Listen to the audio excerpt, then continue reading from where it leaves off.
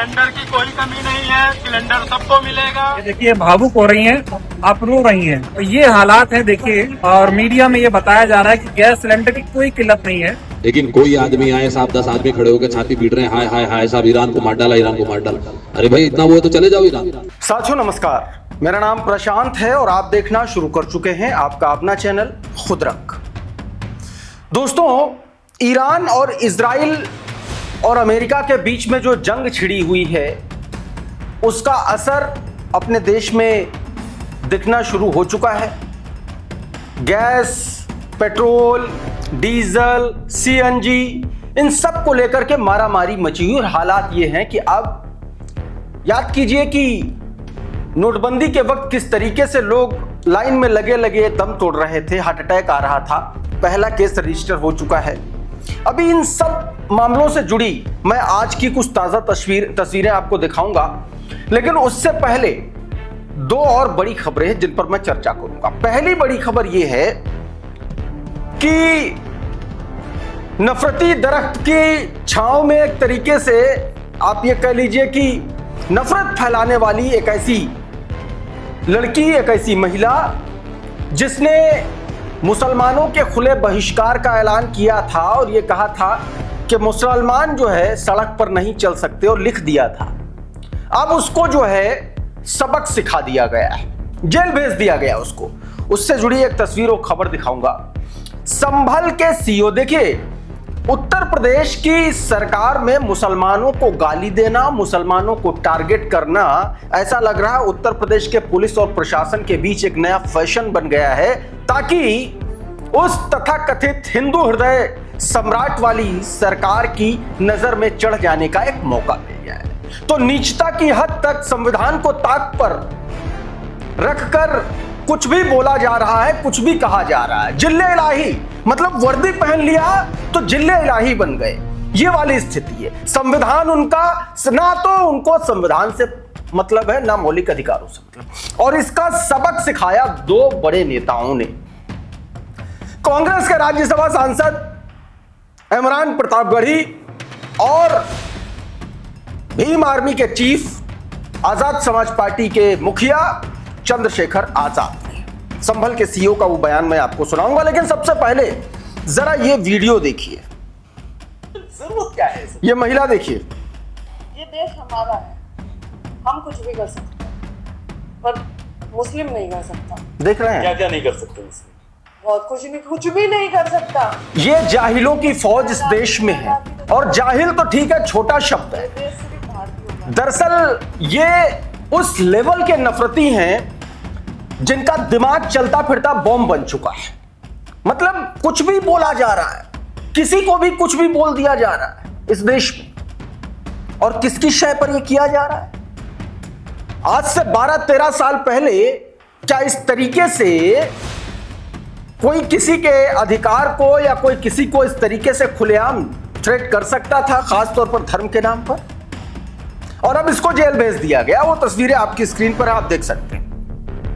ये हिंदू रक्षा दल से जुड़ी हुई ये महिला कार्यकर्ता, इसने बाकायदा नेशनल हाईवे पर लिखा था कि यह सड़क मुसलमानों के लिए नहीं है, और अब पुलिस ने इसको गिरफ्तार करके जेल भेज दिया है।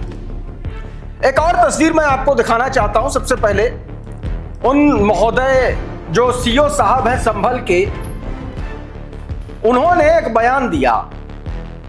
ईरान के जो सुप्रीम लीडर हैं आयतुल्ला अली खामेनी, जिनके मारे जाने के बाद जो है एक तरीके से प्रोटेस्ट की अलग अलग खबरें आई थी, लखनऊ में, उत्तर प्रदेश के अलग अलग इलाकों में, पूरे देश में खबरें आई थी, हर जगह से खबरें आई थी। तो संभल के सीईओ साहब, नए सीईओ, वो वाले गदाधारी नहीं, नए जो सीईओ आए। अच्छा, पता नहीं क्या है कि जो कोई संभल आता है उसको लगता है कि ये तो नंबर बढ़ाने का मौका मिल गया। संभल की पोस्टिंग मतलब कहा जा रहा है कि पुलिस वाले ये समझने लगे हैं कि सीधा बड़ी वाली कुर्सी की नजर में रहेंगे, निगाह में रहेंगे। तो कह दिया भाई, क्या कह दिया है आप खुद देख लीजिए।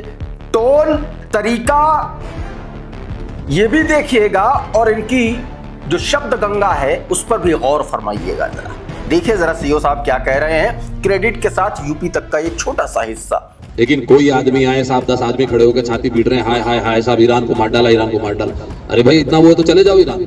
और उस झगड़े का अगर हमारे देश में कानून व्यवस्था पर कोई असर पड़ेगा तो हम फिर इलाज करेंगे बहुत बढ़िया। अब इस पर अशरफ हुसैन ने जो लिखा है वो आपकी स्क्रीन पर ट्वीट देखिए जरा। इसमें बताया गया कि ईरान के लिए छाती पीटने वालों का इलाज करने की बात करते संभल सीओ कुलदीप कुमार का वीडियो सामने आया। सीओ साहब कह रहे हैं कि अगर इतनी दिक्कत है तो जहाज में बैठकर चले जाओ और लड़ो ईरान की तरफ से। ईद को लेकर के मीटिंग में सीओ साहब ने सड़क पर नमाज पढ़ने की सख्त चेतावनी दी, न पढ़ने की। उन्होंने कहा कि मस्जिद के बाहर नमाज पढ़ते हुए पाए गए तो जेल भेज दिया जाएगा। कहने को तो ये जो बैठकें होती हैं ये एक तरीके से आपसी सामंजस्य से होती हैं कागजों पर, लेकिन यहां एक वर्दीधारी आदमी जिल्लेलाही की भूमिका में होता है, बाकी जितने भी लोग बैठे हैं सब अनारकली की भूमिका में। तो जिल्लेलाही अपना फरमान सुना रहे हैं और साथ में क्या बोल रहे हैं उस पर खुद भी गौर नहीं कर पा रहे हैं। एक और तस्वीर देखिएगा जरा, इस पर चंद्रशेखर आजाद ने क्या कहा है वो पहले सुनिए, फिर इमरान प्रतापगढ़ी ने क्या कहा है वो भी सुनिएगा। पहले ये चंद्रशेखर आजाद का बयान सुनिए। और जो मुसलमानों का हाल है वो भी छिपावा नहीं किससे, आप देख लो सीओ साहब क्या कह रहे हैं संभल में, देखिए। बाकी धर्मों के धार्मिक उत्सव सड़क पे हो जाएंगे, लेकिन वो कह रहे हैं एक पैर अगर बाहर रख दिया किसी ने नमाज पढ़ते हुए मस्जिद से या ईदगाह से तो देख लेना, तो खैर नहीं। और वो कह रहे हैं कि साहब ईरान पे आप क्यों कर रहे हो, ईरान पे यहाँ क्यों प्रोटेस्ट, क्यों हाय तौबा कर रहे हो। जब बांग्लादेश में कुछ होता तो हाय तौबा यहाँ होनी चाहिए, जब पाकिस्तान में कुछ होता हाय तौबा होनी चाहिए, लेकिन ईरान में अगर कुछ हुआ है तो यहाँ हाय तौबा नहीं होनी चाहिए, क्योंकि सरकार के लोगों को अच्छा नहीं लग रहा है। जब वो यहाँ नंगा नाच करवाते हैं अपने जो है जिनको संरक्षित कुंड होते तब कुछ नहीं। यही बातों को हमें समझना है कि वो चाहते क्या हैं और वो उनका लक्ष्य क्या है। सीधे तौर पर चंद्रशेखर आजाद ने कायदे से सीओ साहब को संवैधानिक तरीके से, कानूनी तरीके से उनके कर्तव्य और उनको क्या करना चाहिए सब याद दिला दिया। इसी पर इमरान प्रतापगढ़ी देखिए क्या लिख रहे हैं। इमरान प्रतापगढ़ी लिख रहे हैं कि ईरान के नाम पर जिनको खुजली मची है उनका इलाज करने की बात करने वाले संभल के सीओ से कोई पूछे कि जो इजराइल को फादरलैंड बता रहे हैं नेतन्याहू और ट्रंप के नाम पर सोशल मीडिया पर अपनी ही हमवतन भाइयों को गालियां दे रहे हैं, उनका इलाज कौन करेगा। संभल पुलिस कप्तान की अगुवाई में सड़क पर होली खेलने वाले पुलिस के अधिकारी की यह भाषा कि किसी एक ने भी सड़क पर नमाज पढ़ी तो सीधे जेल भेज देंगे, क्या लोकतांत्रिक देश में वर्दी पहने व्यक्ति की यह भाषा मान्य होनी चाहिए। संभल पुलिस के अधिकारियों ने पीस कमेटी की मीटिंग में जो भाषा इस्तेमाल की वो कम से कम अमन और भाईचारे की तो बिल्कुल नहीं है। यूपी पुलिस से अनुरोध है कि इस अपने अधिकारी को संविधान की प्रस्तावना तो सही से याद करवा दें ताकि ये समझ सके कि भारत में सभी नागरिकों के जो मौलिक अधिकार हैं उसे पुलिस या डंडे से छीनने की इजाजत संविधान नहीं देता है। ये पीस कमेटी की बैठक में ये भाषा थी सीओ साहब की। अच्छा, इसी जंग को लेकर के एक और बड़ा बयान आया मौलाना कल्बे जवाद का, और इनका बयान बड़ा तेजी से सोशल मीडिया पर वायरल हो रहा है।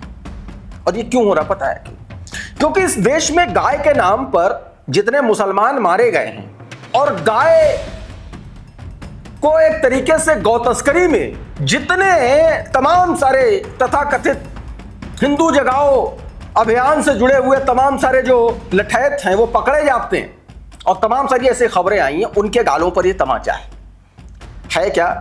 कल्बे जवाद का एक बयान आया जिसमें उन्होंने कहा कि ईरान में कोई भी गाय का मांस नहीं खाता है, लेकिन जिसको हमारे प्रधानमंत्री जी ने जिस देश को फादरलैंड बता करके आ गए हैं उसके किसी भी रेस्टोरेंट में बिना गाय के मांस की काम चलता नहीं।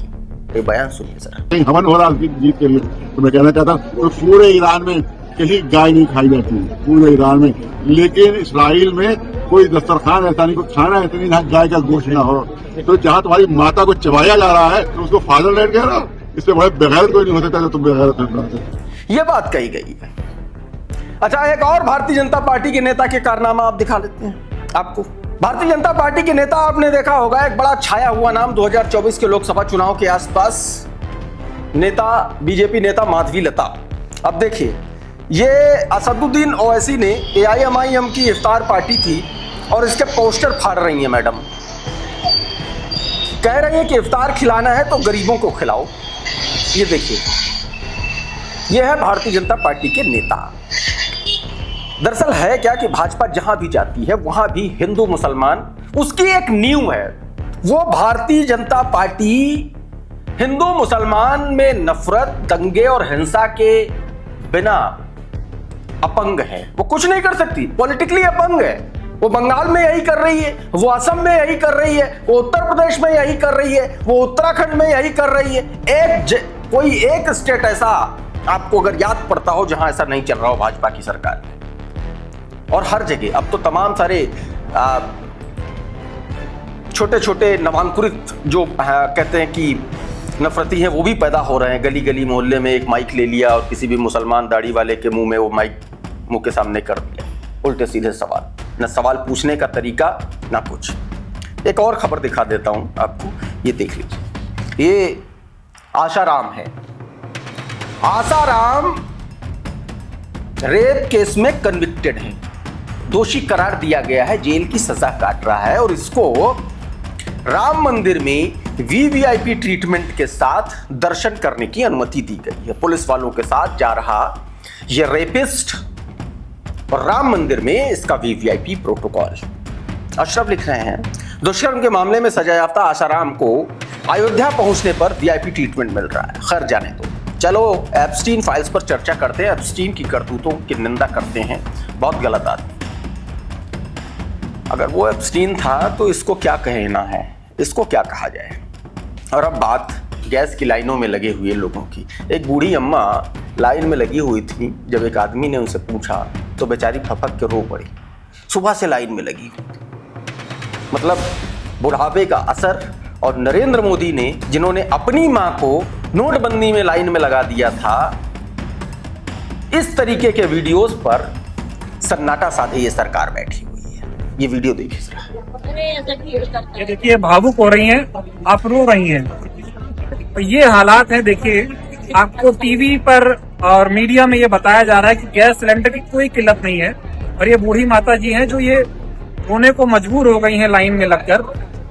आप परेशान मत होइए, मिल जाएगा गैस। 6 दिन से सावित्री नाम की ये महिला, बुजुर्ग महिला जो है, ये लाइन लग रही है लेकिन इनको सिलेंडर नहीं मिल रहा है। कुछ और तस्वीरें आपको दिखाता हूँ। ये देखिए, उत्तर प्रदेश की छटा ही निराली है।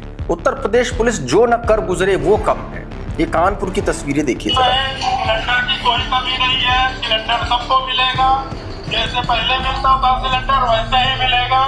देख रहे हैं। अब एक और तस्वीर दिखाता हूं, ये देखिए। समाजवादी पार्टी का नेता अब्दुल रेहान के घर से 55 सिलेंडर भरे हुए बरामद हुए हैं और मैं आपको बताऊं कि 4-4 हजार रुपए का सिलेंडर इस वक्त बिक रहा है। बेच रहे लोग 4,000 रुपए का सिलेंडर, जिसकी कीमत 850-900 रुपए। और हरदीप पुरी एप्स्टीन फाइल के जो बड़े चेहरे रहे हैं, उस आदमी को लगता ही नहीं कि कोई संकट है इस देश में। न्यूज़ 24 ने ये वीडियो जारी किया अपने ट्विटर हैंडल से। समाजवादी पार्टी का नेता ये आपदा में अवसर तलाश रहा है। 55 सिलेंडर भरे हुए, ये कालाबाजारी चल रही है। ये है आपदा में अवसर। एक और तस्वीर दिखाता हूं आपको। जब राजीव रंजन सिंह एक महिला से पूछने गए कि क्या समस्या, क्या दिक्कत है, तो उस महिला ने, परेशान महिला ने किस तरीके से जवाब दिया राजीव रंजन को, वो भी आप देखिए। छोटा सा हिस्सा देखिए क्या कुछ कहा जा रहा है। सिर्फ अपने व्यू बढ़ाने हैं और जनता तक आधी खबर पहुंचेगी नहीं अच्छी। और अब जो है लोग अपनी जो बेचारे जो दुकानदार हैं, होटल वाले हैं, जो छोटे छोटे होटल वाले हैं या रेस्टोरेंट मालिक हैं, वो सब अपनी दुकानें बंद करने के लिए एक तरीके से मजबूर हो रहे हैं। बीबीसी की एक रिपोर्ट है, उसका दिल्ली में जो लोग हैं, जो दुकानदार ये अपना करते हैं, होटल चलाते हैं, वो अपना होटल बंद करने की कगार पर आ चुके हैं क्योंकि उनको गैस नहीं मिल रही। सुनो, हमारी समस्या कौन समझेगा? खाली कर देना पूरी दुकान खाली कर दी, 1-2 दिन में जो है ये लोग भी चले जाएंगे। अब एक खबर ये भी देख लीजिए। गैस सिलेंडर लाइन में लगे बुजुर्ग की हार्ट अटैक से मौत। पंजाब की ये घटना है। 66 साल के भूषण कुमार मित्तल की हार्ट अटैक से मौत हो गई। ये स्थितियां हैं, लेकिन सरकार बेशर्मी का लबादा ओढ़े चुपचाप बैठी हुई है। मनोज तिवारी जैसे बेशर्म भाजपाई नेता सोशल मीडिया पर ज्ञान दे रहे हैं। मनोज तिवारी वही नेता हैं, याद कर लीजिएगा, जब नोटबंदी हुई थी तो उन लाइन में लगे हुए लोगों का मजाक उड़ा रहे थे, गाना गा करके बता रहे थे, अपनी शेखी बगार रहे थे कि मैंने इस तरीके से गाना सुनाया, इस तरीके से कहा, और हंस रहे थे हा हा करके। वो वीडियो सोशल मीडिया पर अभी भी मौजूद है, जा करके देख लीजिएगा। तो इस तरीके से दोस्तों तस्वीरें लगातार सामने आ रही हैं, लेकिन सरकार के पास कोई भी सॉल्यूशन नजर नहीं आ रहा। इस वीडियो में बहरहाल इतना ही। बहुत बहुत शुक्रिया, बहुत बहुत धन्यवाद। आप जुड़े रहिए आपके अपने चैनल खुदरंग के साथ। नमस्कार।